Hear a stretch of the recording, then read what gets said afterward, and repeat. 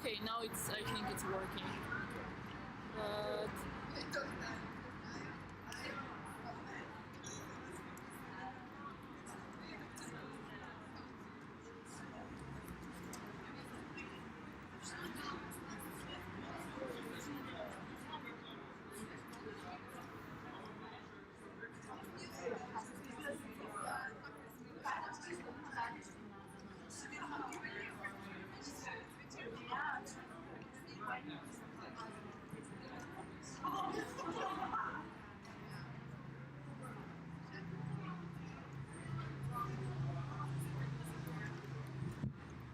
Hello, everyone.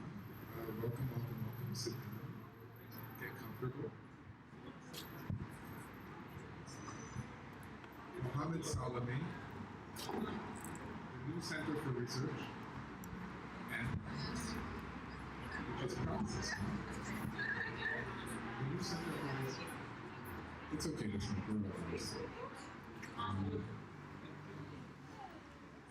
So welcome everybody. Hannah, I see you have a very nice wreath. I hope it's for around my neck. I knew it. So welcome to Aesthetic Impunity, Art, Politics, Ethics, and Morals. yeah, And I think we're at a very timely moment to discuss certain trajectories that have been explored with Perf Toran's exhibition, Peter Davichenko's work, and basically what has been happening in Slovenia and abroad relating to the coronavirus, relating to art, relating to activism. And just to give a brief introduction to the panelists, we have Mohammed Salami for the New Center for Research and Practice, based in Berlin, philosopher, art critic, cancelled multiple times, but not on this panel. We have Igor Privac, philosophy professor from the University of Ljubljana, specializing in applied ethics. Dusan Smorej, director of Fotopub. The impetus behind the latest exhibition here, and the exhibitions before, and the exhibitions to come. And Peter Davichenko, who is hiding, who is now emerging in the lab coat, the artist, the protagonist, the most hated, and now the most discussed. So, I think to start, it makes sense to describe the action itself for perhaps those who are unaware of the conditions and the situation revolving the latest controversy. So on September 8, 2020, Peter Davichenko ate a live bat in front of the Slovenian parliament. For this action, he was detained, questioned, interrogated, charged under 2 sections of the Slovenian Criminal Code for one for taking an animal outside of its natural habitat, and the other for the torture of an animal. A charge for which he is facing significant jail time, fines, and so on. Dusan Smorej, Fotopub director, is facing also probably for this action. An €80,000 fine, extremely bad press. The action has been sort of very divisive within the Slovenian public sphere. So I think a nice way to open it up to the panelists would be to ask a very simple and a straightforward question. And I think I'm going to direct this to you, Mom, first. Is this art? What is eating a bat in front of a Soviet? Is this art? What is this? Okay, I think it's the wrong question to ask. Because obviously it's art. It's art not just because an artist did it, but it's art because there's a history of this type of work being done. And what I mean by this type of work is the kind of artwork that happens in the sphere of art, but has ramifications outside of the art world to the extent that institutions and individuals, but particularly the institution of law, has to get involved and respond to it, or adjust, or have some kind of like reaction. So I think there's no question that this is art. And what I'd like to talk about is why are we even discussing this? The fact that we need to support the artist and make an effort to make sense of this work, or make double sense of this work, is the fact that during the last 2-3 decades, things have gone on in the art world that has put us in the position of defense rather than just go on with our lives. And well, my question wasn't necessarily whether this is art, because clearly it's not within an art context. The art show is inside the gallery. But where does the border between art and animal rights and ethics begin? When does it become torture versus when does it become art?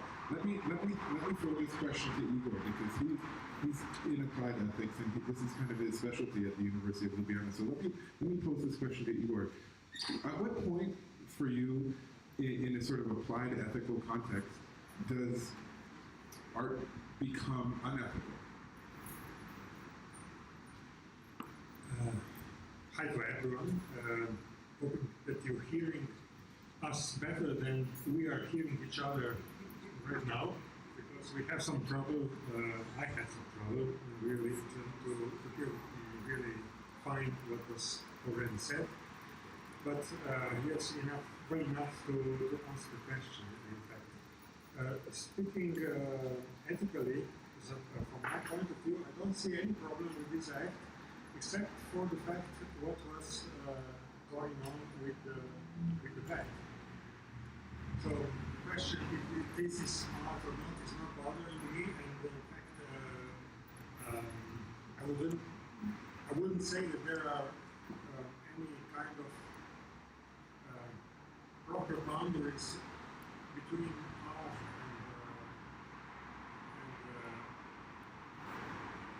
and unethical acts, but yes, I would say also that any kind of act that would be condemned outside art should be, for the same reason, condemned if it happens as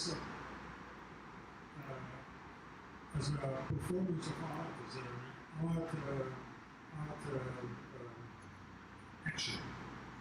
What if I murder somebody and call that art? Yeah, it could be art, but it's also murder. So let me put this same question to Peter Devichenko. Did you have any ethical concerns? What were your ethical, when you were thinking about performing this action in February and March when the coronavirus started happening? Perhaps, Peter, you can talk a little bit about the ethical implications that were going through your mind when developing this performance as an idea and then later as an action itself.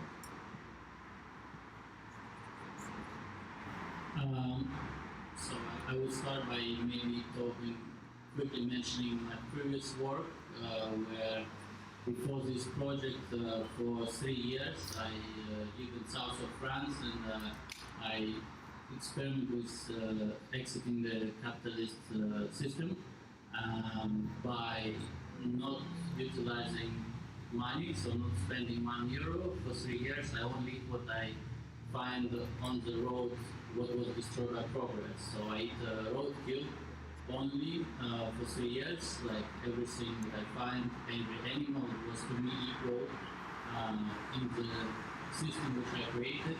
So a cat, a dog, a donkey, a deer, hedgehog, they all became equal to me in the same grid, that they were all destroyed by the vehicle of progress, by the movement, and like being in the way of it. And So this, what I'm doing now, is different. It's a response to the current crisis which we are facing now. We're in the middle of it, and it was not a question of ethics for me at all. Of course, it's not something it's easy to do for me, but in the beginning of pandemic, I had a very strong symptomatic of the COVID-19 virus, and there was no cure, there was no treatment, there was no test even to find out exactly what you have. You couldn't see any doctors, and basically you were told to stay home for 2 weeks and wait till you get better, and you couldn't get any help. So when I felt completely helpless, and I decided that I will expose myself to the origin of the virus, to the virus itself in its natural representation. So I was taken to the mountains of Pyrenees, and where I found the bat and I consumed the bat. And after a few days, my symptoms began to fade, and also with it my fear. And as the pandemic went on, and I knew that I had exhibitions coming up in Italy and in Slovenia. Well, I decided to continue to spread my idea especially in Italy, which is a country that was hardest hit by the virus in Europe.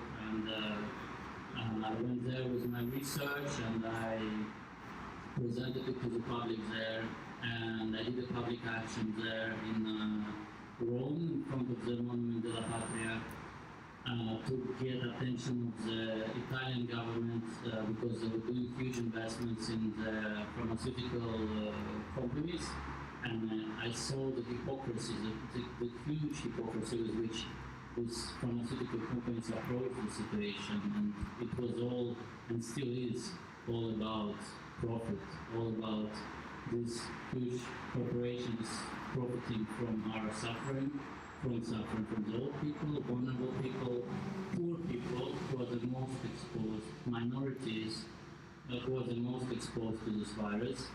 And I decided I will have a conversation with the government of the country, and I will propose my solution, my alternative cure. And I think touching on this, there's a fantastic history of artistic, performative praxis around issues, and specifically involving body. And we have so many examples throughout the history of art, not only from recent times, but if you go back years, decades. Joseph Beuys living in a gallery with a wolf.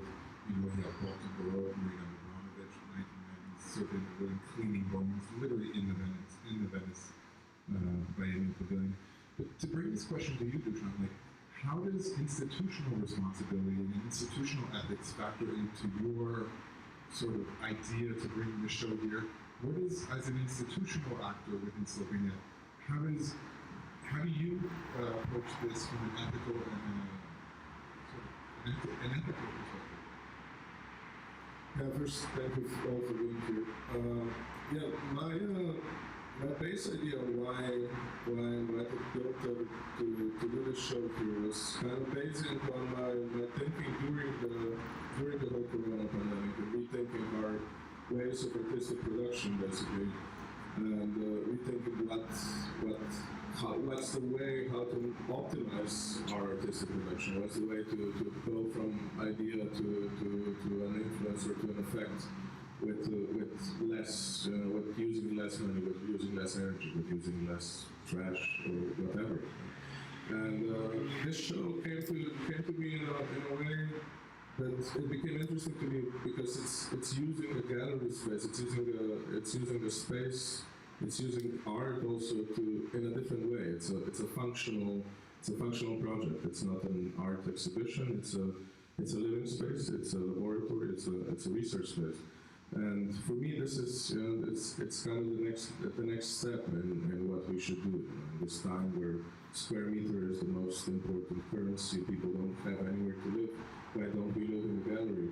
And also, in the time where vaccines are the most expensive thing in the world, Piotr is researching a vaccine that is available to everyone. He's researching it in a conceptual way, in an ideological way. Probably it's hard to say he will ever succeed. But I think making people aware of this fact, making people aware of those problems is something that is kind of one of the most crucial aspects of art, one of the most crucial meanings of art. Yeah, and to touch on that, like, I think, first of all, it's very important to acknowledge that this is an all male pen. And to touch on the responsibility of art means to touch also on, this sort of our identities as artists, as curators, as critics. And it's important to mention that, we really wanted to have some parity on the panel, and we did invite 3 female participants. Unfortunately, all canceled last minute. I don't mean to digress off topic, but it feeds into the topic of quote-unquote cancel culture, or more what you call cancel politics. So, I'm curious, Mo, how do you situate something like this within the macro, let's say, climate of what you call cancel politics? So I'm just gonna go back to where I was before I stopped. So my question is, why are we defending this practice? Because if this was 30 years ago,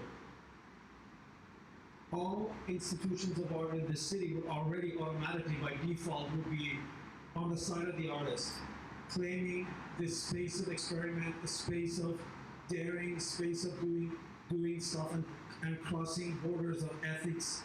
It would be something that artists were supposed to be doing. Most of you are too young to remember that, but this in the 70s, in the 80s, even in the very early 90s, would be a completely okay thing to do. It would still cause controversy, it would still cause conversation, but institutions, regardless of how they felt about a particular piece, would be defending the artist. But now, 30 years later, we're in a defensive position. Why is that? It's because the endeavor called contemporary art was industrialized. It was commercialized to the point that artists were domesticated. Artists were brought into the institution, asked to write artist statements and do grant proposals and become nice people who work within these institutions, rather than being out there doing stuff that crosses boundaries.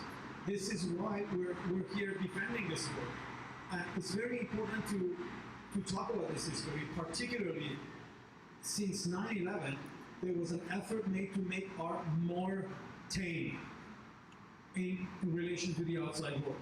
And I just see us on this downtrend where the only reaction we get from the outside world is pressure from the outside world to become something else, to become civilized. And I think this is at the core of the problem we're trying to address today is this historical development that turned art and artists into something packageable and something that you can just nicely talk about by liberals and neoliberals who run our institutions of art and culture around the world. So I think that's really the heart of the problem is this historical shift that has happened in the last 20, 30 years around what constitutes an artist, But allow me to interrupt, because I would like to press you a little bit about this distinction between cancel culture and cancel politics. And in my estimation as an art journalist who has been very much embedded in the milieu of, the art media and the art press, a lot of it, in my estimation, has been hyper-focused on identity politics, on so many crucial points that have been missing within the art discourse for the last several decades. But now you have this sort of boomerang effect that is like censorship, which is, I think, the elephant in the room here, is the idea of censorship. So for you, let me give this to Igor first, because I see, trips split up the time, but we can come back to you more right after. But what are the ethical ramifications for you in terms of artistic freedom and censorship? Where does the ethics lie between these two, whether we're talking about state censorship or self-censorship? For you, what is the ethical way to develop an aesthetic praxis, taking into account all of these variables: censorship, self-censorship, censorship from the state. You know, how does the ethical dimensions of this play out? Thank you. As I have said, the relationship that, for example, the artist has towards himself is not, strictly speaking, a question of ethics. Just the relations between two or more than two persons or beings that are sentient are relations that are built by ethics. So, as I already said, there are in fact no differences between art acts and everyday life acts, speaking ethically. They are just acts that have consequences to other people that are ethically important, that they matter.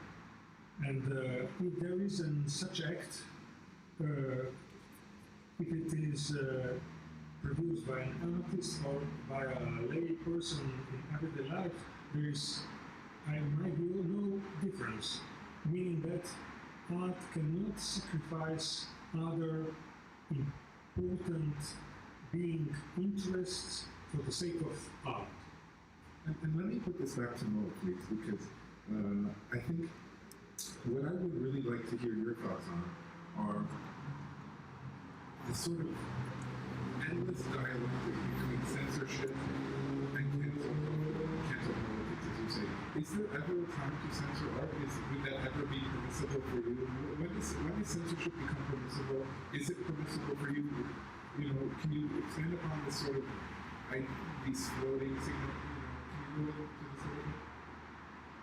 Yeah, so I'm not an absolutist, right? And you know, you don't have to have absolute objectivity to have objectivity. You don't have to have absolute freedom of expression to have freedom of expression.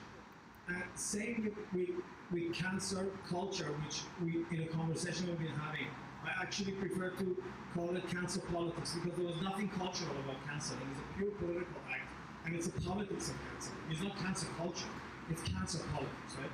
Even with cancel politics, there are people that deserve to be canceled. There are acts that needs to be stopped, but it's relative, right? In this case, I don't think this work deserves to be canceled, or this artist or institution deserves to be punished for what happened or canceled what happened. It's because of the content of the act saves it from being censored, right? Yeah. So it's not like under some general rule you should allow every artistic act to take place, so every speech should be free, right? And to sort of tie this into what's been happening in Slovenia specifically, and Dusan, this is a question for you, is how does this project, the backlash, the public backlash, for you, how do you see this within the current political climate of Slovenia today, with John said, these protests that have been happening every Friday? Did this factor into your sort of idea to bring this here? How do you contextualize this in terms of the very specifics of Slovenian politics today? I wouldn't say the political climate in Slovenia actually had an effect on my decision to write Fotopub here, because the kind of the cultural climate, the social cultural climate doesn't really change dependent on which government we have. We can still have a left government, but I think the public response would be kind of the same. My question here is how strong is the effect of the public response on the authorities here? What is the difference if this act would go unnoticed in the public? Like it did in Italy, for instance, Fotopub did the same performance in front of the monument of Vittorio Emanuele in Rome, and the performance didn't go on national television, and that's why probably he wasn't prosecuted also. While here the performance went on national television the same day, and the same day we had 6 detectives in the gallery. And how does this have the effect, and how will the public opinion have an effect on the court case also? And again, as Laura said, I'm not an absolutist as well, and the question of ethics, of what is ethical in art, it's a question of proportionality. That's probably also going to be a legal question in the court case. And this is also a question that Piotr addresses here, with big pharma, with animal testing and so on. And if I have a question for Igor, then what is the difference of being of using unethical acts in science? Then how are those more accepted than the unethical or cruel acts in art? It's a very good question for Igor.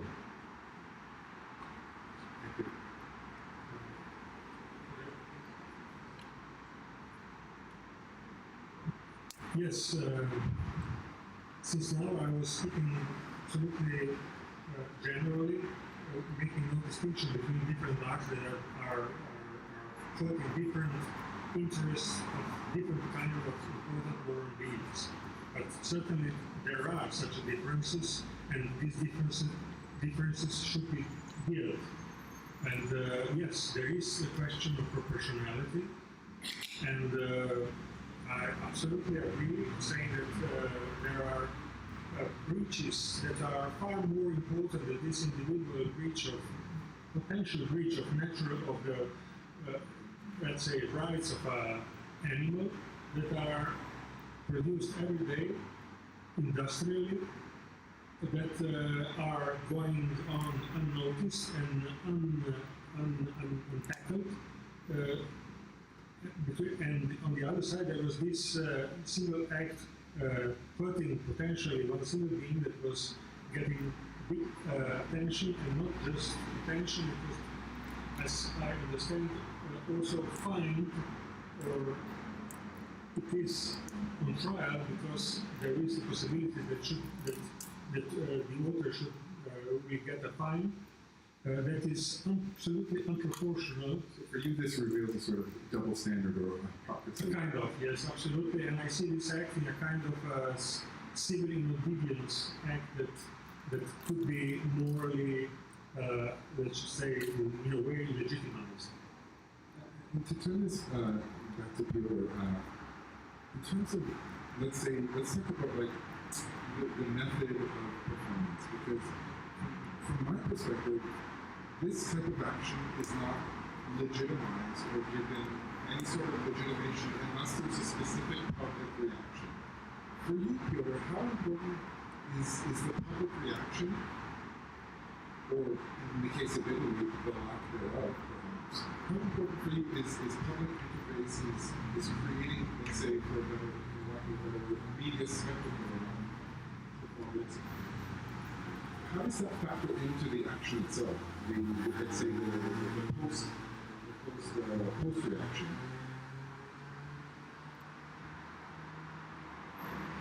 Well, this not only this work, but like my work in general is not. I don't see this my own. That I'm the only author. I see that what I do is a collective work. But in where I take, of course, full responsibility for my actions. But, for example, with the project Perteran, like it was the action of consuming a live bat. It stands in it's the center of the situation, but then everything what happens around it. I'm working with a team of people who helping me with this project, who computer enthusiasts, who doing research online, finding all the unofficial information in connection with this crisis, or I have scientists working in the laboratory developing alternative cures from natural ingredients, journalists who are helping me to put this message out. We're a team of people who've been working with this for over 3 months since the beginning of the lifting of the lockdown. So I really see this as a collective effort. I wouldn't be able to do this completely on my own. But of course, to eat that is my own choice, is my own decision, and my own action. Yeah, and I think that's it's a very good point to touch on, because I don't know how many of you have actually seen the show inside, but in the basement there is a sort of alchemist lab that is using propolis to develop speculative treatments, cures relating to the virus. Preventative, yes.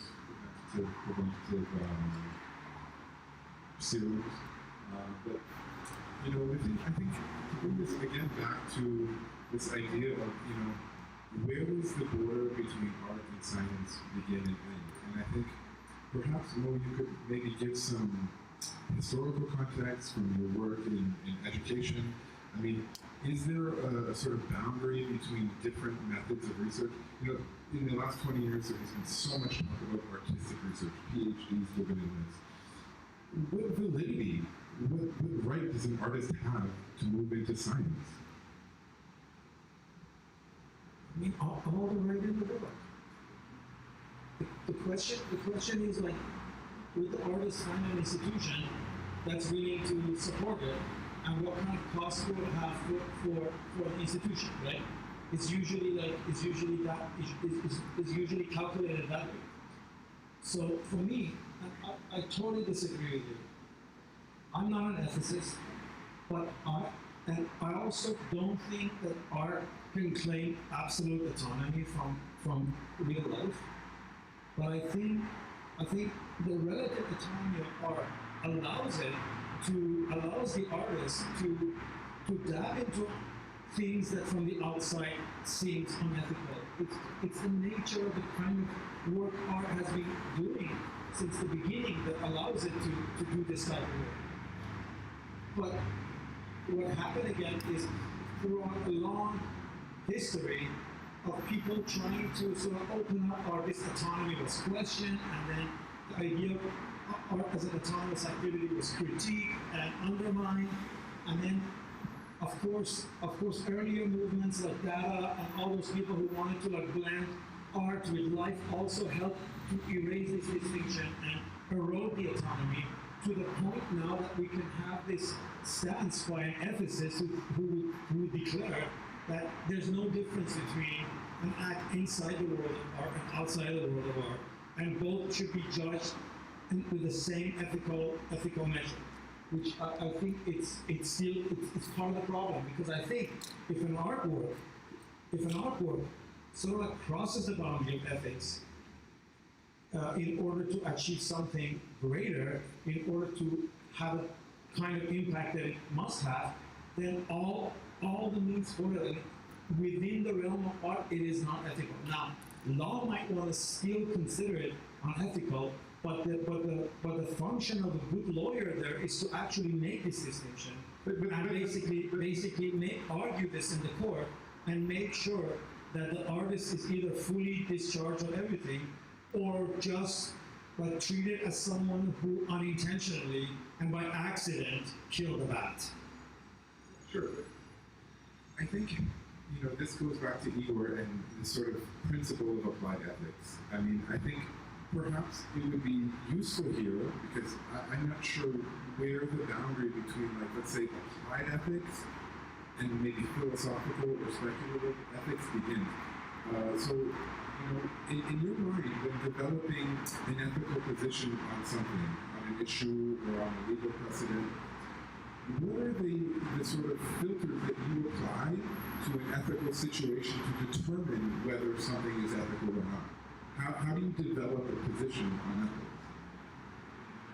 ethics? The question you asked was actually, you asked it already from the artist, but the artist kind of like didn't really respond to it right now. Which is like, you want to first and foremost think about who you're doing it for, and amongst the people, like the people that you imagine to be your audience, you need to have a core group of people who already would not consider your work unethical in order for you to proceed.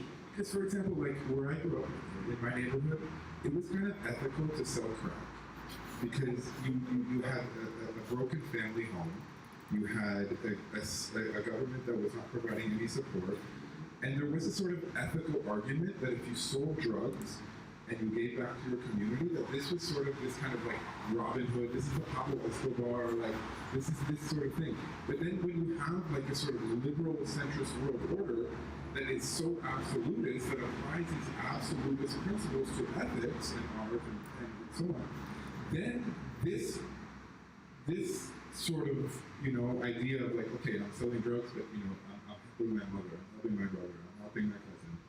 Then this is, when you have this absolutist sort of ethical, you know, paradigm, this is why I would like to bring the question to Igor again, is for you, Igor, how do you develop a method, or how do you develop a thought process to define what is ethical versus non-ethical? I thought that I already answered in a way to this question, saying that in fact for me ethical questions are questions that are concerning the well-being or the interests of another being than myself, which I'm acting upon him or her. So it's thinking about what are the interests that I would like to be rescued for myself if I'm in the position of the other, the one which is the object of an action of another one. So that's the point. We are dealing about interest, and if I'm answering to you about your disagreeing with me, yes, I'm still saying that yes, an artistic murder is still a murder, and if an artist chooses me to become the object of art, murdering me, I would express my deep disagreement with his artistic interests and intentions. So I would not, in a world that is full of artists, I would not like that artists would have some kind of license to kill.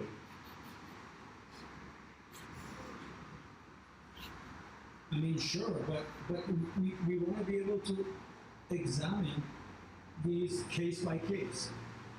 The artist here in question has not murdered a human being, right? So yeah, hypothetically, if you make this comparison, you already are sort of like,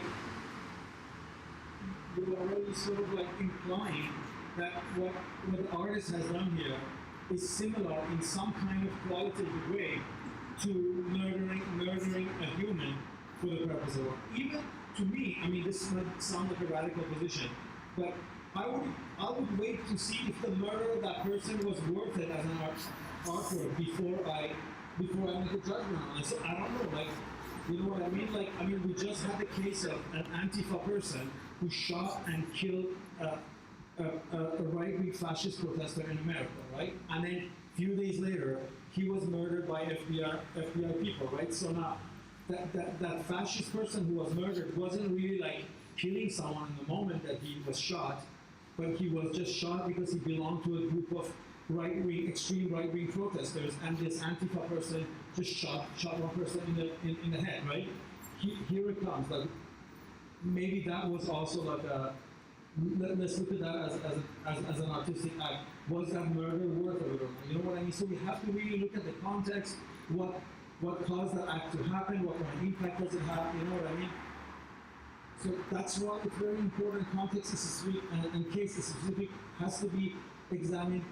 For me, there's no blanket rule where we can lay here right now and say killing a bat is unethical, just like killing a human being unethical. No, it doesn't work like that. So you're basically saying there's a relativism in that, you know, we should look at each case individually and look to see the merits of the context, the intention, the outcome, and so on.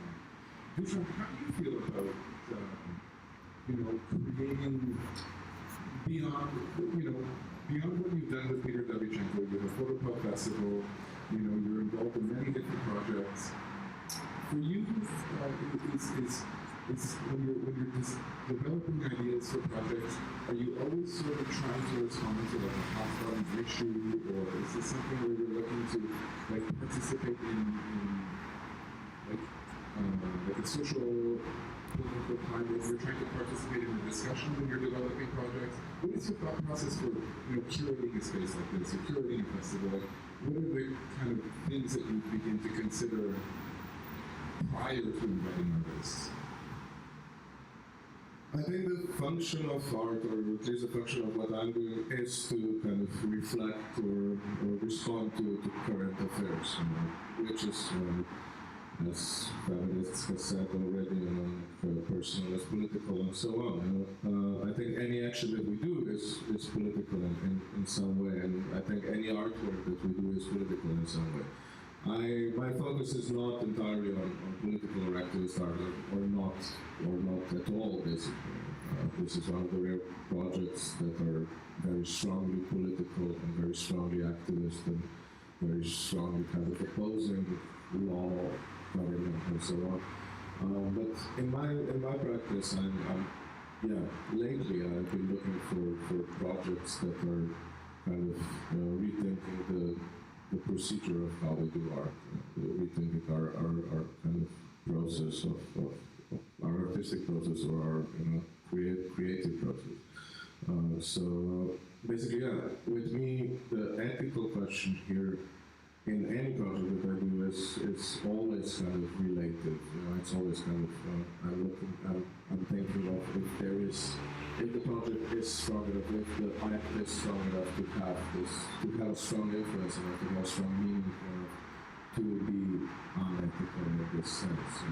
Like we can take graffiti art, for instance, which is illegal, and like a lot of street art. If we take Banksy, Banksy is doing illegal artworks, and they are being preserved because they have such a strong value.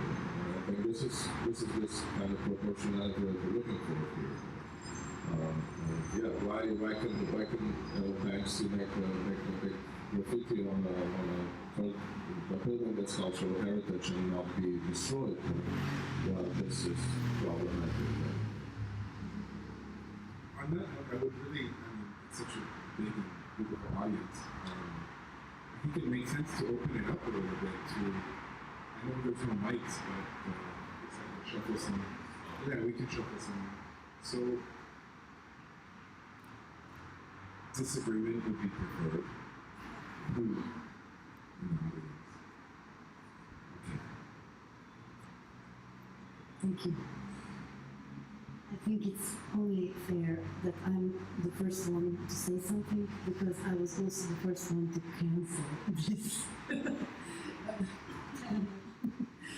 Yeah, joke aside. So I agree with you that we should examine every aspect of an art piece before maybe saying any judgment. So actually what I'm interested in, Peter, this is a question for you. Could you please explain what exactly, I'm still not, I feel that I don't have enough information on what exactly is it that you do in the field of science, actually, how are you developing this medicine and who with? What exactly is going on? And I'm sorry that I haven't yet come and checked, but I will do that right after the break. Yes, because this whole what has been going on now in the media here in Slovenia, there's been like since the performance, there's been 56 publications in the press, which all critiqued the act, and none of them actually had spoken about the reason or the story behind it. And I wasn't given the chance to speak, and I'm still not. I mean, this is maybe like one of the few occasions where I will be able to say my side. But to answer your question from the scientific side, so if I bring to the bare basics, it's like I am proposing a live vaccine because all the large pharmaceutical companies are proposing a dead vaccine. And we are seeing that this dead vaccine is not working. To take even like the most basic close example is AstraZeneca company, which has a laboratory here in Ljubljana, and they have been already, the vaccine that they're producing has been acquired by most EU countries and already like being paid for. But this is a dead vaccine which is completely synthesized and has nothing to do with living viruses or living forms. And we are seeing in the trials that basically the trials have been stopped because the subject of the test subject, the volunteers, are experience severe complications. There is like a neurological damage, there is a spinal inflammation, there's like permanent damage to some of the volunteers, and it's basically I see that the vaccine does not function. So I believe from the scientific side that only my live vaccine is only functional when it's the bat is consumed alive. So that is my theory. That's what I'm promoting.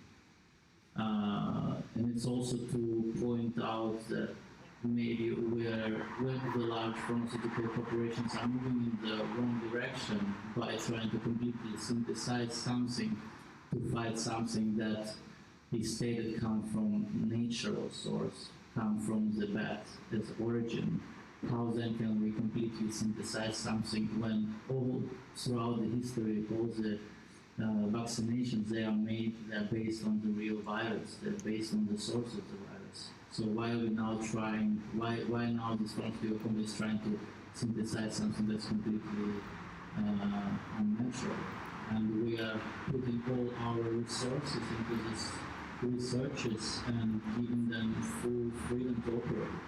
At the same time as the market is completely monopolized, and I know for a fact that many companies that work with natural preventatives and natural cures are being silenced, and these are being like inspections sent, and they've been like everything done to make their production and research as difficult as possible.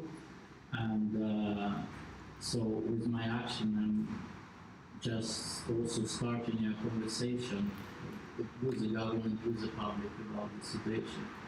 And also for me, I wanted to see how difficult it is for a single individual to become part of the discussion.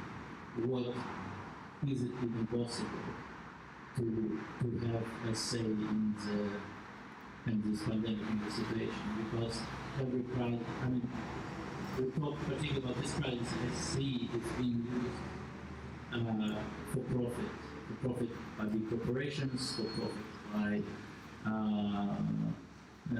media giants, and they all working together, like Twitter and YouTube and Facebook. They're banning like all their alternative content that gives another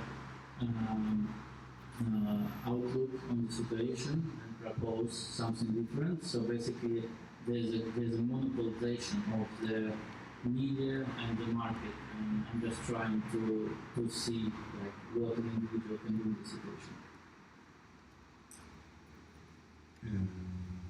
Would you like to respond? One of the most powerful ideas that have been used in the last 2-3 decades to shun this type of practices is the word shock value, right? So works like this will be quickly labeled as shock value and then ignored, right? What's great about this work is that if you go see the exhibition and if you see the extent of work behind that performance, you realize that you can't really apply the label of shock value to it. If it was just a performance in front of the parliament and that's it, well, yeah, maybe you could say, oh yeah, you're just trying to like shock the society, but actually looking at the exhibition shows you that the performance was just one part, the sort of public part of a larger project that has a lot of other components. And it's really unfortunate that the press and all the protesters are only focusing on this one aspect of the work, right?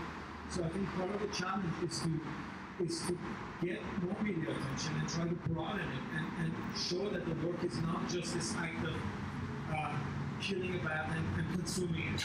There's a lot more to it than just that. So, We have another question. The mic reaches. Hi.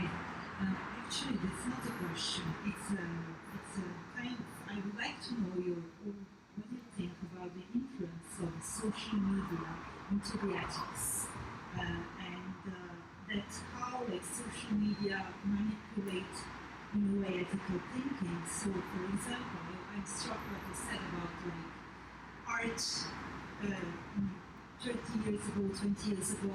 That kind of action was normal, but how today with the social media and influence, our ethics change and how people become influenced with that, and they completely change their minds. So I don't know if I'm quite clear with the question. I guess I am. So I would like to hear opinion of everyone. I actually had this conversation just 2 days ago in Dome when Piotr was our guest at the 2020 show. I was talking to some of the theater people, and they actually opened this exact same question. You know, how nowadays in theater they get like angry responses over email or over Facebook or whatever on anything that happens right away, and how in the time before that needed way more kind of work to do. So I think, in my opinion, the main thing that changed with social media, with informational revolution and so on, is that it's so much easier to express your opinion. You don't need to put in a lot of work. It's so easy to write a Facebook comment, to write a comment on a website, while it's so hard to actually protest. And there were so many comments, there were so many that we even got threats on the Facebook page and so on, but there was nobody who actually protested in person or made a real act that is not conveyed by digital informational technology. Anyone would like to respond to that? No? Igor? Would you like to respond to that?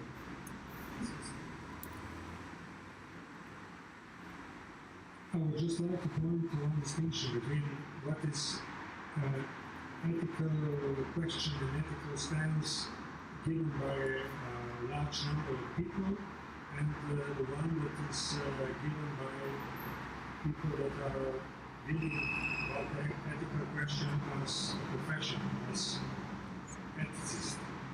And I would claim that on one side, the first group is highly influenced and highly, I would say, formed by what is going on with social media, as we all are. But regarding ethical thinking by professionals, there is another question. There, I would say, there is no big influence in this sphere. I mean, people that are dealing with ethical questions as professional every life. Their whole life are not highly influenced, but majorities that are formed with social media. But I would say in the end, the majority still has an influence, and I think you're a nice example of how the public opinion had a strong influence, or almost had it. When you got the Christian scholar work, the public opinion had such a strong influence on everything that I don't know, how did you deal with it? How did you go from being an artist who won the Christian scholar work, who won the Boganica, and then going to the artist who breastfed dogs and is hated by everyone, and going back? Like how did the public opinion have an influence on you? I think you're a really interesting example of here also. I think you've had a quite similar situation.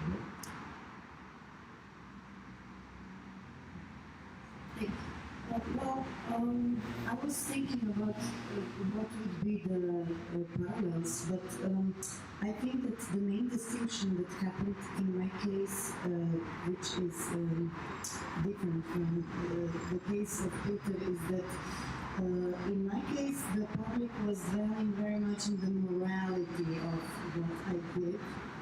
And in this case, it's really ethics. Yeah. But I was also thinking how I think that the public would react. We talked about this already last week on the phone. If a woman did this, and I really strongly think, especially from my experience, yeah.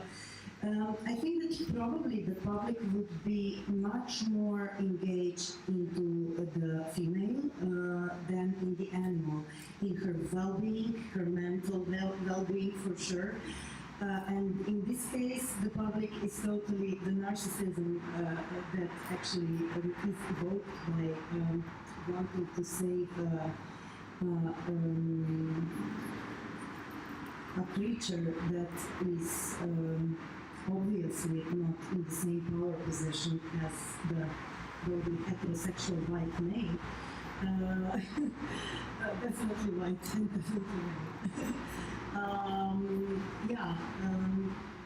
So to me, it is interesting that, for example, I mean, I didn't do the research on all the attacks, verbal attacks that happened, but what I gather from what I hear and what I read is nobody is really asking about Peter's well-being.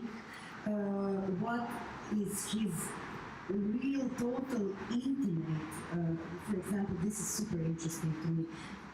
Peter, what is your intimate intention that you needed to do this?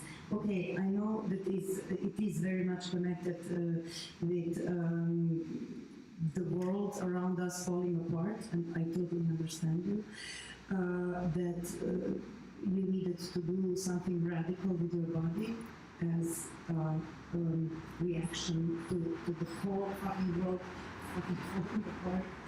I totally, really do understand that, and but nobody's really asking, you know, that. What was your intimate, intention here?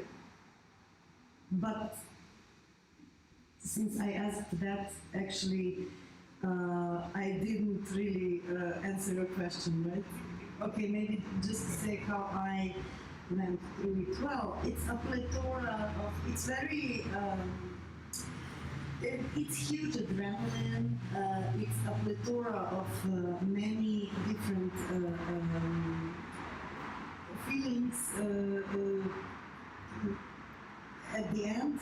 It's really many different feelings, and especially which are of course very scary when it comes to people, strangers threatening to really violate you or your body or your loved ones, or when you get threats to be killed.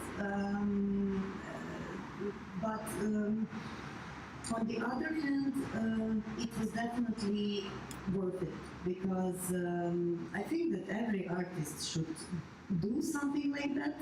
I don't agree with you that, I mean, of course we should go case by case, but I think that actually artists should just do whatever the fuck they think should do, and then, but they should absolutely accept consequences that happen later. Yeah.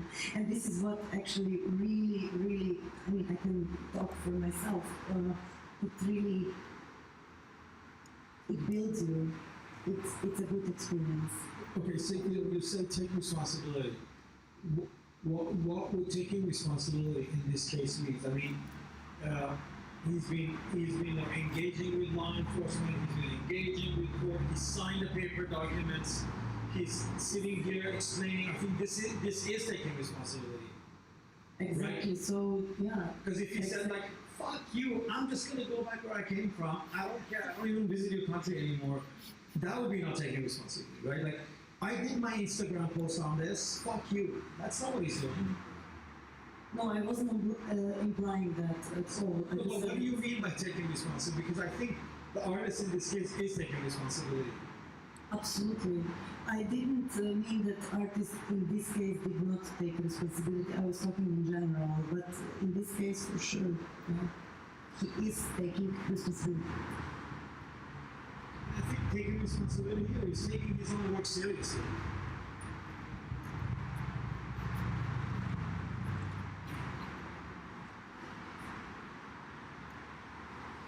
I have one question regarding the broader effect of such projects, shopping projects, and so on.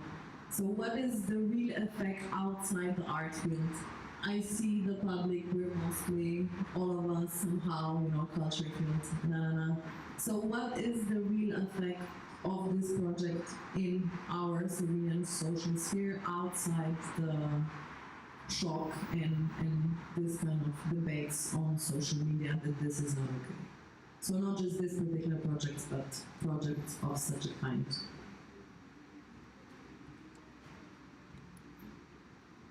I think in our case we're kind of trying to achieve that, because in our case we're at the point of shock and not having any effect in general public except being hated and cancelled. So I think but this is a problem of the press. It's a problem of the amount of energy and influence needed to tackle this situation. Fotopub as a small organization that does not have such strong influence in Slovenia is having very big problems tackling this very bad press here. My question is, how would that be, how would this situation be different if Moderna Galeria was producing this project, for instance? It probably wouldn't, but what is, if somebody has an idea, please help me, what is the way how to go from this situation where we are now being cancelled into a state where this project could actually have an influence on the general public and how it was meant to. It's sort of art journalists, art critic. I think when you're judging an artistic action, an exhibition, it's difficult to quantify the impact that it has in the social or the political sphere.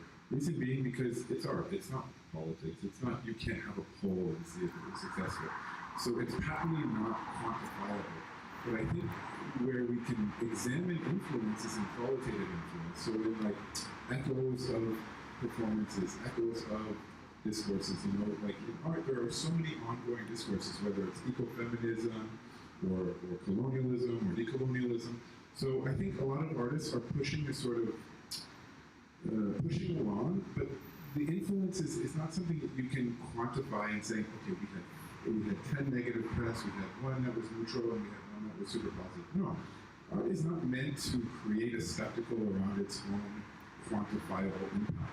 No, I'm sorry. For me, that is such utter shit, and I never even want to entertain that. But I think successful art manages to create a sort of meta impact, where you create a sort of a climate where an idea can proliferate in a way that is almost like a meme. So you create sort of something that can have a non-quantifiable but meta impact. So people are influenced by it, but they may not even realize it. So, I mean, I don't know if anyone else wants to touch on the question. Perhaps Mo, you're also very much involved in art media and so on. So, I guess this goes back to also the question about social media, right? The best way that this could have been tackled days ago was to actually prepare your own social media store around it by organizing people who would know what the work is about, who would know the extent of the research, to immediately counterpost and defend it and broaden the discussion, and don't let those who want to benefit from it in some ways to have the power to frame it and to limit its meaning or what it was, right? Of course, that window of opportunity is closed a little bit, But I don't think it's too late, and I think this gathering itself is a way of trying to start that or continue that if you have already started. But I think this is how I deal with social media. It's like, yeah, it's a battlefield. So you just have to be prepared to participate in it and organize your own. And that's why like, I don't know how many of you follow me on Facebook. I know I have a new Facebook follower here who got me added last night at the airport. We have a common friend and we talk, but like, I don't know, any of you follow me on Facebook? No? Yeah, like, I say crazy stuff all the time. I say stuff that like, if You've been cancelled a few times. no, the people try to cancel. I haven't been cancelled because look, I'm still here. I'm still like, I still have a voice. I still have visibility, right? But like, I say stuff that if Dorian said it out of the blue, he'll be cancelled. Not just because he's white, heterosexual, and male, but just because he hasn't garnered the kind of like audience and support that would slowly, like, I feel an audience. I brought my audience with me to the point that even when like this like hero of American liberalism, Ginsburg died, I made a joke about her on my Facebook, and it got like 30 likes, and no one tried to cancel me.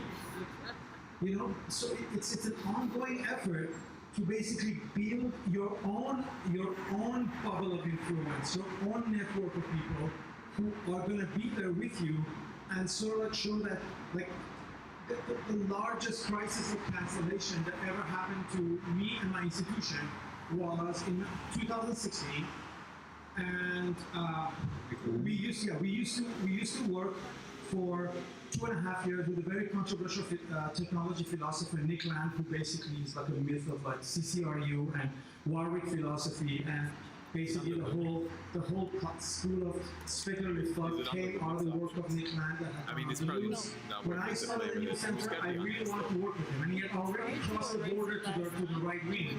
But I thought his knowledge and research on cybernetics was very valuable to what we did. So I invited him to teach for us.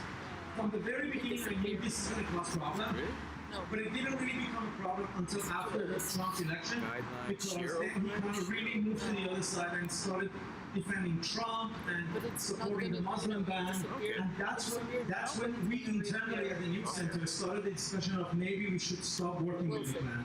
And then the consensus among the people who teach at the center or on its board was that we will let him finish his last seminar and then ask him to not work with us. But people in London and Berlin who thought that this was unacceptable, they pressed us to cancel his class and basically don't let him continue to teach. And I did not accept that. So like having this Land will teach the last course. And what happened was, on the first day of, I mean, it's a long, bit of a story, but I think it's I want to share it. The first time I'm sharing it publicly, I've shared it privately.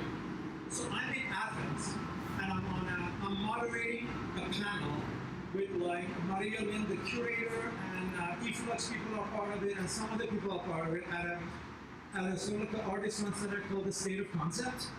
So I'm in town to start this, and then I wake up in the morning and I go to Facebook and I see, oh my God, I've been cancelled over Nick Land. Like basically blah blah blah blah blah. These guys are supporting fascists, blah blah blah, and I'm like, and the entire art world is in Athens for the opening of the documentary, which will happen the following day, and I'm supposed to be on a panel with all these like liberals from England and US and Germany and all these curators and people looking at me with their doughy eyes and guilting me, right? So I'm just thinking, what am I going to do? How are you going to face these people? And the panel is not about that, so I can't just grab the microphone and start sort of like talking about this, even though I knew that everyone is thinking about that. So guess what I did? I just, on top of it, one of our board members, who was also in Athens, called me and said, come to my apartment because I want to talk to you. So I went to the apartment where they were staying. I'm saying they, so I'm not saying he, she, because I don't want you to speculate who that was, and they is becoming kind of like more normal. And they told me that they're under pressure to resign from the board, because if they don't resign, they will be canceled, and that would be really bad for their job. And and they asked me if it's okay to step down from the board for a while this controversy sort of like percolates. I was like, no problem, do whatever you have to do. But then I was immediately faced with like, what are you gonna do today? So I just got into a cab and I told the cab, go to the market where they sell t-shirts. I told the cab to stop. I said, wait for me here. I went to the market and I went to all the shops, look at the t-shirts, and I kept saying, do you guys have an Antifa t-shirt? No, but we had a Che Guevara t-shirt. I was like, Che Guevara won't do it. I need an Antifa t-shirt. So finally at the Ford store, this like smart ass guy saw me and I said, do you have an Antifa t-shirt? He said, I have one, but it's 35 euro. I was like, okay, no problem. I paid the 35, I put the Antifa t-shirt, got back to my cab, drove to State of Concept, showed up on a panel, and this t-shirt was basically my response to cancellation. I was like, you don't even know my politics. Don't judge me. This was all the pretext of the t-shirt and the eyes of people. Don't judge me based on what you read on social media. This is the real me. It's true that I work with Nick Land, but my politics rests on my chest right now. And it was the most successful sort of silence response I had, and I could come up with in 10 minutes of how to deal with that. What did you say? You did it before Melania. Yes, totally. Do you think the art world, perhaps this is a panel for a question for everybody, including the audience, has the art world become afraid of the right? Has the art world become polarized to the extent where it's impossible to have anything remotely associated with right-wing, alt-right? I mean, what is this? I mean, you know, is this something where we're self-consciously self-censoring? What is this? I mean, is this a bubble of the European art world? Is this, you travel a lot, Mo. How do you, what is your sense? Part of it is that, but part of it is that a lot of these people who quickly cancel a show, or they have skeleton in their own clousets. So by doing so, they kind of like defer the problem because they're afraid that if they support something like that, people will dig into their own past, people will dig into their own life and find something questionable. So in a way, it's self-protection. Because, you know, I finished a piece last week for our newspaper, and there's a new director in Warsaw, the CCA Castle, and he recently went on a buying spree of, like, let's say, artworks that could be considered part of, like, right-wing ideology. So there was, like, several works, but one work in particular stood out because it was very homophobic. But when I interviewed the former director of the National Gallery in Warsaw, he said a very interesting thing to me. He said, you know, Dan, I would have, if I was on the collection committee, I would have authorized the purchase of these 4 artists who sort of self-identify part of the center right in Poland, because, according to him, it's important to have a collection and the sort of discourse around the collection that balances between different ideologies. So it's not strictly a queer, feminist, hyper-left, hyper-woke. So when he said this to me, I was quite shocked, because this is someone who is, you know, the head of a very progressive institution in Warsaw. You know, he's a very outspoken figure against the right, but yet he said that he still thinks it's important to have it in the collection. So, yeah, I mean, I would open it up to the audience. I mean, is it important to have artwork that has different political connotations that are perhaps, you know, deviant from your own? How do you guys feel about, like, encountering works that don't conform to your own beliefs, to the panel and to the audience?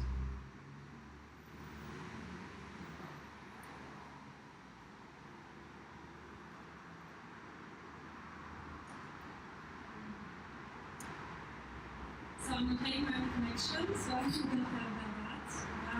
Throughout the whole conversation here, I cannot help but think about Petr Wawrinski.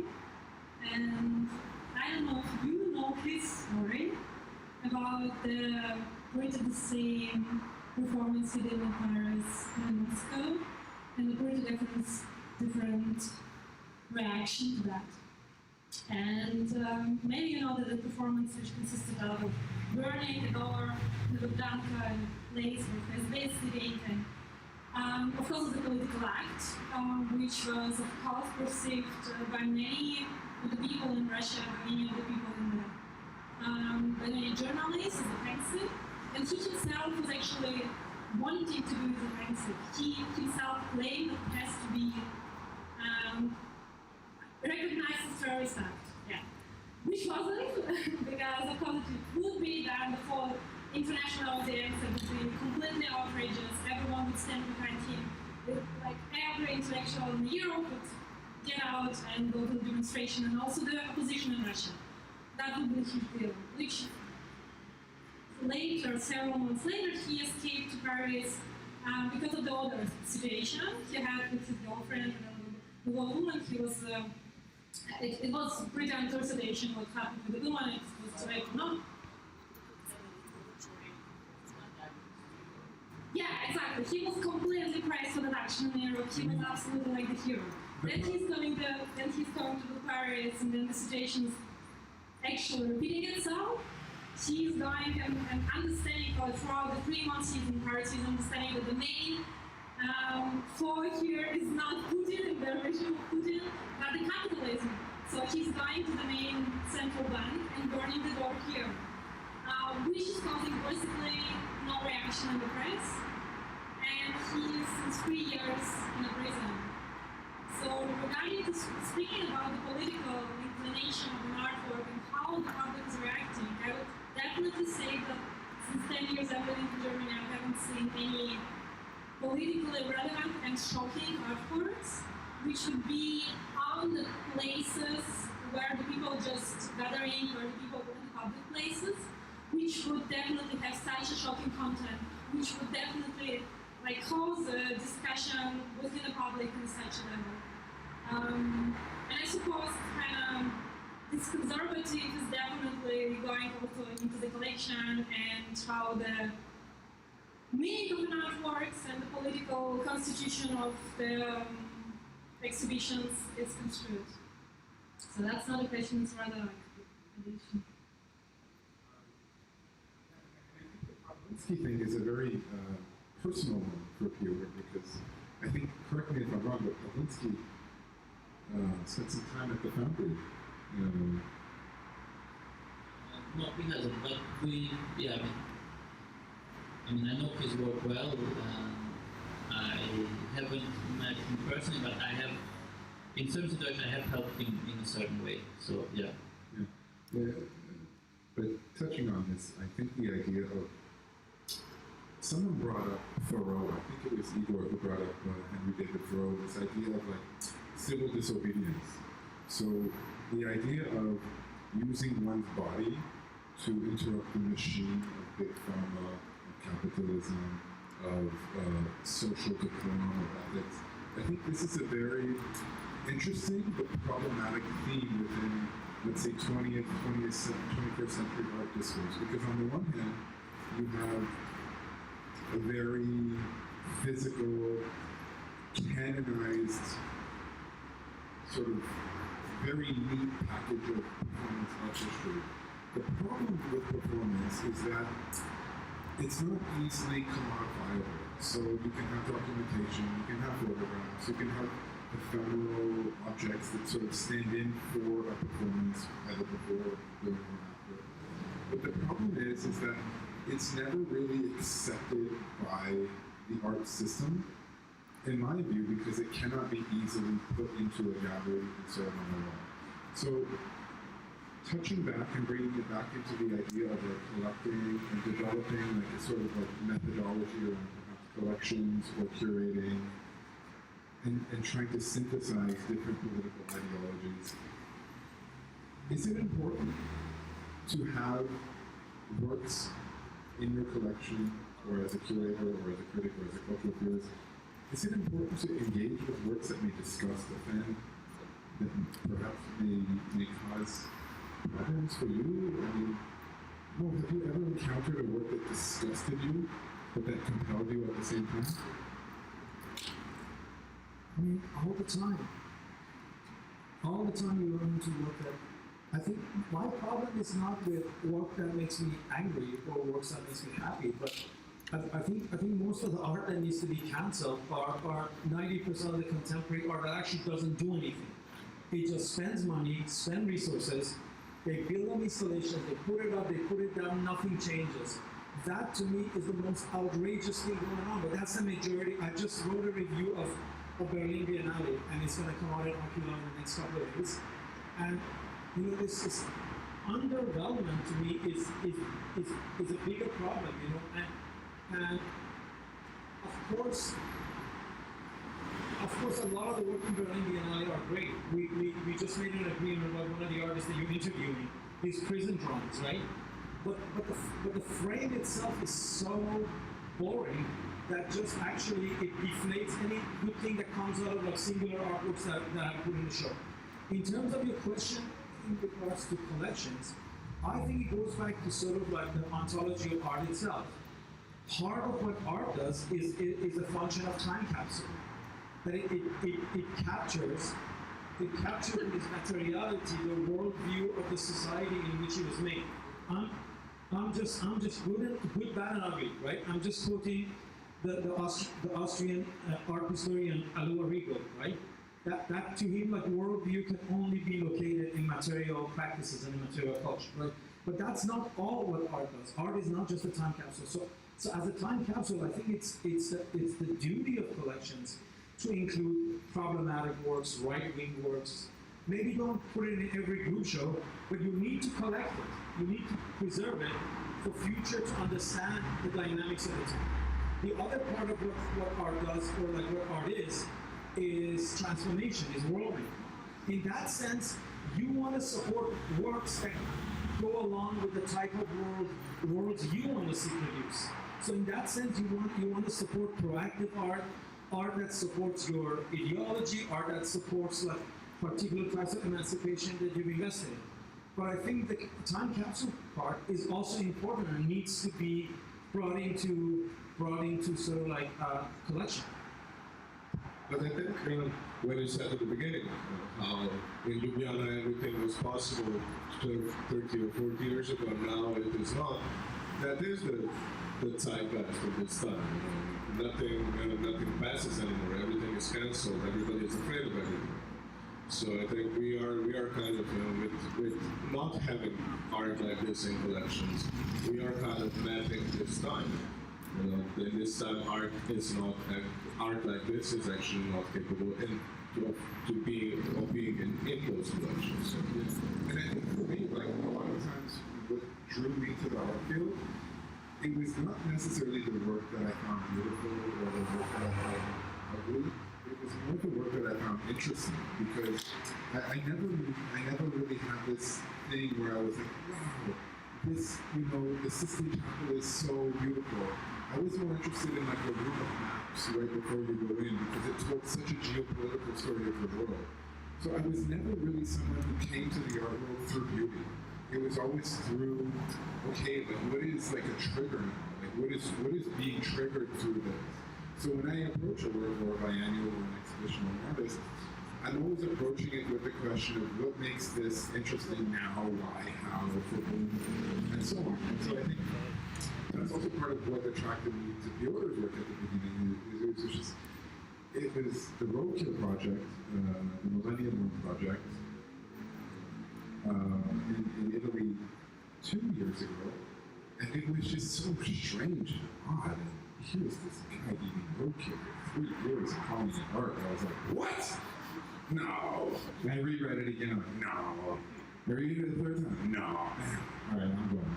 So it was sort of like this. You know, this has always been my sort of, let's say, like aesthetic methodology. Is like, what is interesting for these reasons? It's not what is beautiful or what's ugly. I mean, I love beauty. I love beauty just as much as the next person. But I also love ugliness, and I also love the sort of in between. And I think to bring Igor back in, because I see he's really deep in thought, you know, is there, to put it very bluntly, is there ethics in the profane? Is there anything ethical in the disgusting, in the derogatory?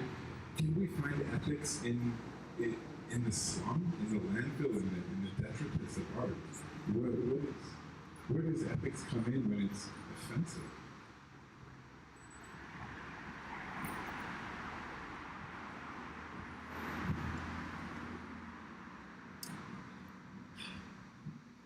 ethics as a discipline of philosophy is not coming in any special kind of artistic reality. It comes in when there are, as I said, consequences, acts, facts that are hurting people's interests by other people's acts. That's all. So, speaking differently about ethics and morality, in fact, is not making sense because morality is just a Roman Latin word for what the Greeks called ethics, and moral philosophy or ethics is just the same thing. So morals itself as a conviction of many people about what's right and what's wrong. It's a sociological entity, and well, I insist on that it should be differentiated between what is, let's say, well argued in architecture of reasoning about what's right and what's wrong, and what are the people widespread conviction, feelings about the same thing. There can be a great disagreement between the two. Well, but I think I would say, in fact, I wasn't very well understand. I didn't understand very well what you were asking me, but I would like to intervene on a thing that was said a little bit more before, and that's the difference between politics and artists regarding the public. When we are speaking about a performer that is provocative, I agree that he cannot measure the consequences of his act very precisely. There is always a great deal of accidents that are influencing hardly on the exit of his action. But I would not disagree that he is not, generally speaking, and I'm not saying nothing about any individual artistic act, that they are not trying to do it anyway. Before, when they're trying to conceive the act. Conceiving the act is not just such dissimilar as what their politicians are doing when they are trying to propose to society a certain path, certain action, certain ideology. They are packaging the ideology in a way, thinking about what the reaction of the public will be. They are trying to offer something that has a market, and they are trying to influence it the same way to the market. I think that the artist basically is doing the same thing. It's trying to be a kind of scientist regarding what the society is thinking, what is the majority, the feeling of a majority of the people, and he's trying to intervene in a certain aspect, certain field of this prevailing ideology of society, and trying to provoke it and going to the limit. But going to the limit of this, of what is acceptable, is in a way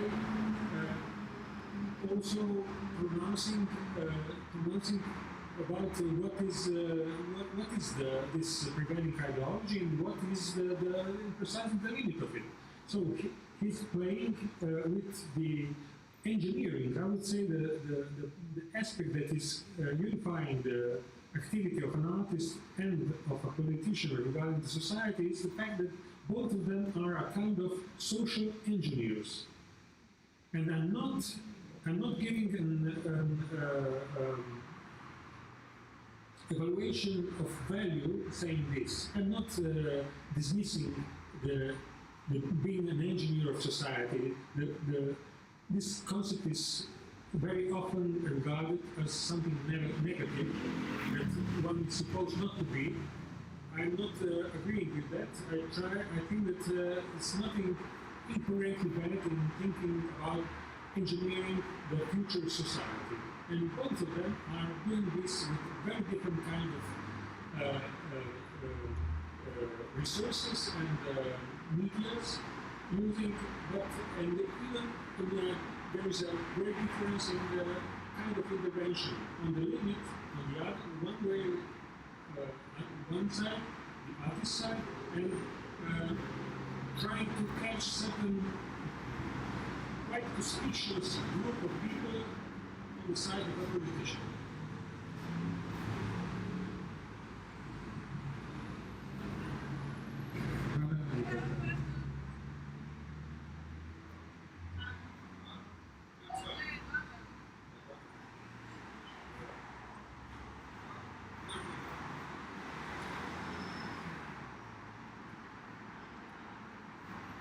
Igor, relating a little bit to what you said and now giving the mic back to the artist, could the same effect, or were you thinking about achieving the same effect by maybe doing something else? So why doing something so radical? Why maybe not eating a dead pet? Were you thinking about doing, something else, achieving the same effect? This is the first question, and the second question, since this is considered a performance, and it's a performance, what is now the afterlife of this? It was documented on the iPhone, or did you have a crew filming it, or how is this artwork, if it's going to be presented, the performance in the exhibition space, how it's going to live?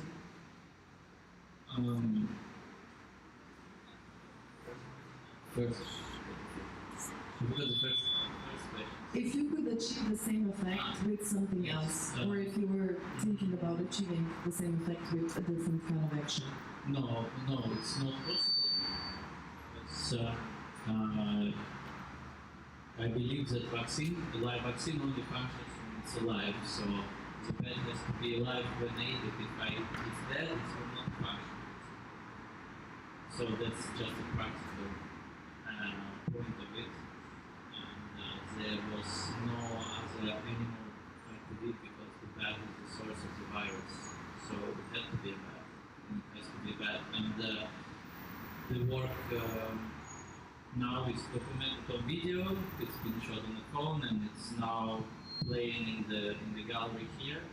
So that becomes a specific work that was made here, and that is now shown in the gallery. So it's kind of bridging the gap of the gallery space and the real space. And I think, for me the work has to exist in both spaces simultaneously. For me, I think your question kind of goes towards this being a performance. It has to be documented, preserved, and yes, but you're kind of basing from the fact that it should be.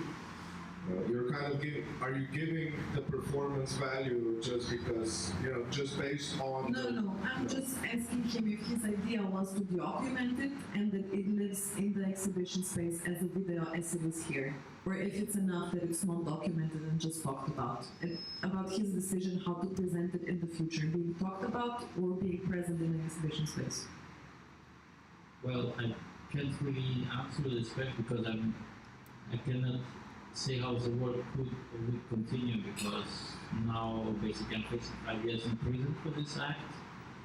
So I have to rethink on my continuous work.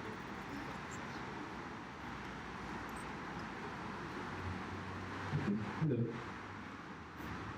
So we tried to discuss if this is art, in some ways, the act itself, and also the actions of the authorities afterwards answer the question if it's fine art, because it adds maybe it's the ultimate purpose.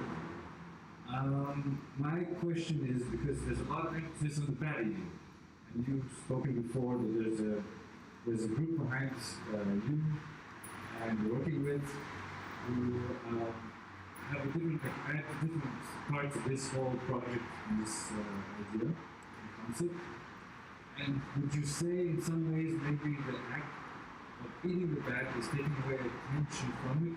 Well, maybe it's backfiring, maybe is a better word. Because it brings attention to it, and at the same time, it might also be taking away the attention from the other aspects of this project.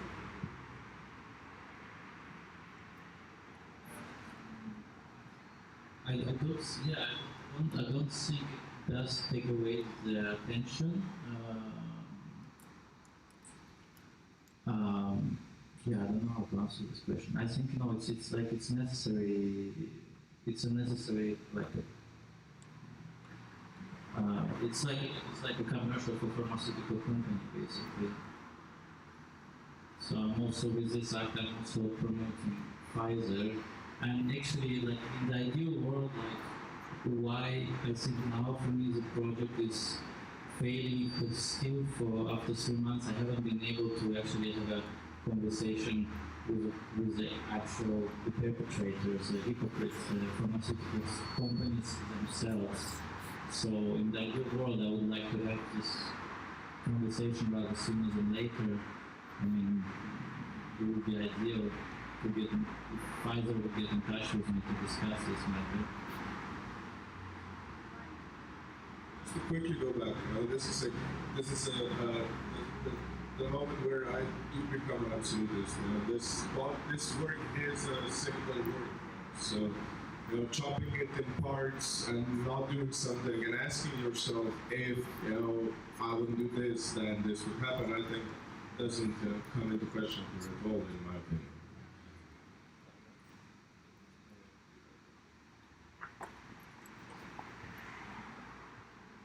It's also very specific, but I agree with what you said. I hope that this question doesn't actually also go into that for you. Do this, I don't know how many types of bats there is, but do this, the European ones or the ones that you ate, are they the containers for the COVID-19? Do we know that?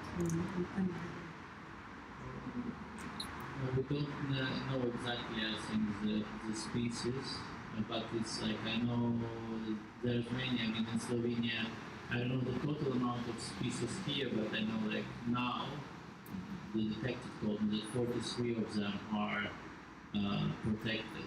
So I don't know how many species are here in total, but yeah, I think basically any bat could be the carrier of many viruses because it's like the unique structure. Basically, they have such a strong immunity that they are not susceptible. So they are carriers. So they are not ill themselves. They are just the carriers because basically the immunity is such strong. And that's also why it's such interesting and unique animal that it has this very strong immunity, maybe stronger than any other animal alive on the planet. So I think, I don't know exactly the type of the bat, but any of them could potentially be carriers of the virus.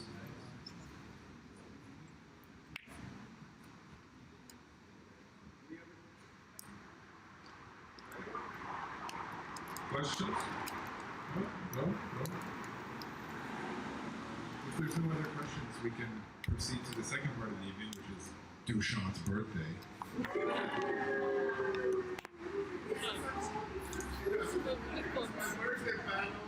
If there are any other questions, speak now or forever hold your goddamn peace.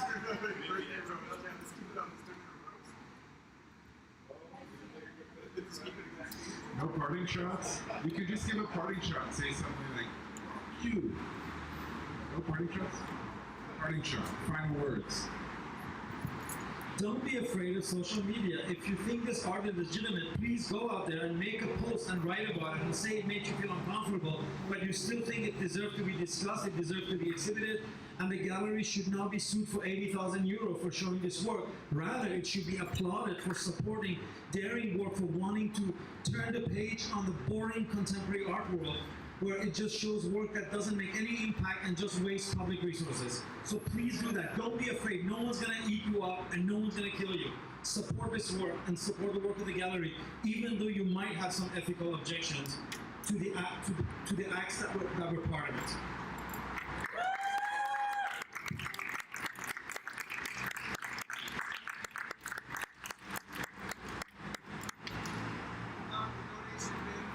Yeah, from my side, just thank you everyone, and thanks Mo for this big shout out. And yeah, after this, there's my birthday party. I just need to go get some food at home. But yeah, please stay here. Thank you.